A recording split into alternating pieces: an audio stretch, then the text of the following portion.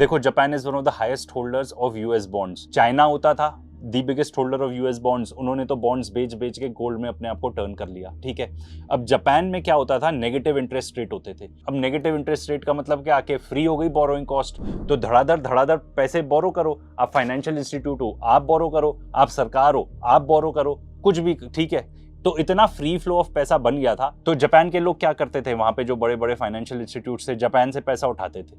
जो सबसे safe investment है यूएस ट्रेजरी बॉन्ड्स, वो जाके खरीद लेते थे।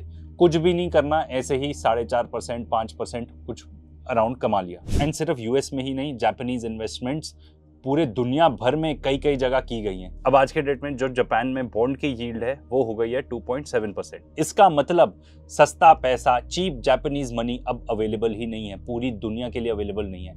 एंड अब क्योंकि जापान में इंटरेस्ट रेट्स बढ़ रहे हैं, तो वहां की सरकार ये भी बोल रही है उन सब इन्वेस्टर्स को कि जितने भी पैसे आप लेके गए थे, आपने यूएस बॉन्ड्स में इन्वेस्ट करें या जहां जहां भी करें हैं, आप उनको वापस लेके आइए। तो देखो, अगर ये सारे कंट्रीज प्रेशर में आती हैं, गल्फ कंट्रीज आपके, जापान और भी बाकी देश प्रेशर में आते हैं, तो वो क्या करेंगे, सबसे पहले पैसा जनरेट करने के लिए यूएस के बॉन्ड्स बेचेंगे।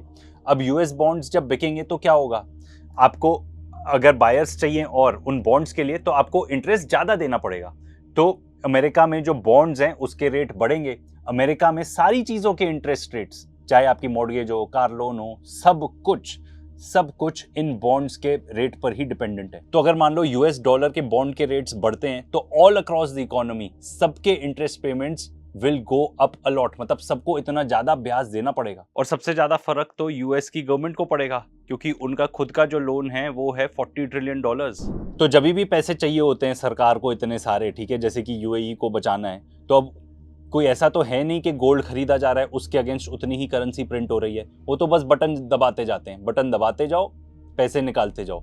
इससे क्या होता है कि आपका यूएस डॉलर ज्यादा सप्लाई में आ जाता है, तो जो वैल्यू है यूएस डॉलर की वो अगेंस्ट अदर करेंसीज घटती जाती है, वो अगेंस्ट गोल्ड घटती जाती है। तो इसके वजह से जो पूरा माहौल बनता जा रहा है वो बनता जा रहा है of higher interest rates and higher inflation. ये बहुत ही खतरनाक है। देखो, क्योंकि महंगाई भी बढ़ रही है, जो ब्याज है वो भी बढ़ेगा।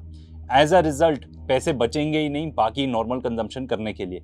एंड ये हाल पूरी दुनिया में हो रहा है, एटलीस्ट पूरे वेस्टर्न वर्ल्ड में। एंड वेस्टर्न वर्ल्ड से रिलेटेड जो इकोनॉमीज हैं, जैसे कि जापान, साउथ कोरिया, वहां पे तो हो ही रहा है। एंड ये सबको अफेक्ट करेगा, सबको।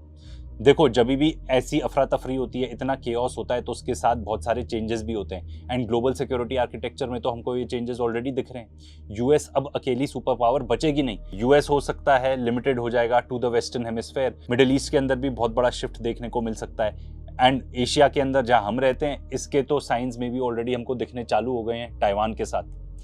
नए नए इंस्टीट्यूशंस भी बनेंगे, बन रहे हैं, जिनकी इन्फ्लुएंस और ज़्यादा बढ़ जाएगी, जैसे कि शंघाई कॉरपोरेशन ऑर्गेनाइजेशंस।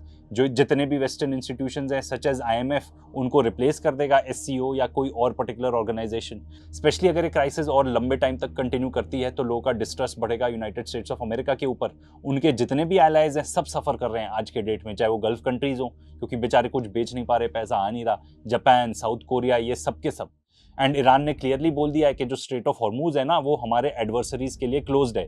मतलब अगर आप यूएस के एलाय हो तो आपके लिए भी क्लोज्ड है। अब इतनी खबर आती रहती है वहां से कि इतने टैंकर्स को अलाउ कर दिया ईरान ने निकलने के लिए थ्रू स्ट्रेट ऑफ हॉर्मूज, पर इंडिया में खबर नहीं आ रही कि वो टैंकर्स कितने इंडिया आ रहे हैं। बॉर्डर्स रीड्रॉ होंगी। इसराइल तो बहुत ही बड़ा सवाल है कि भाई इसराइल का क्या होगा, यूएई क्या वो सर्वाइव करेगा?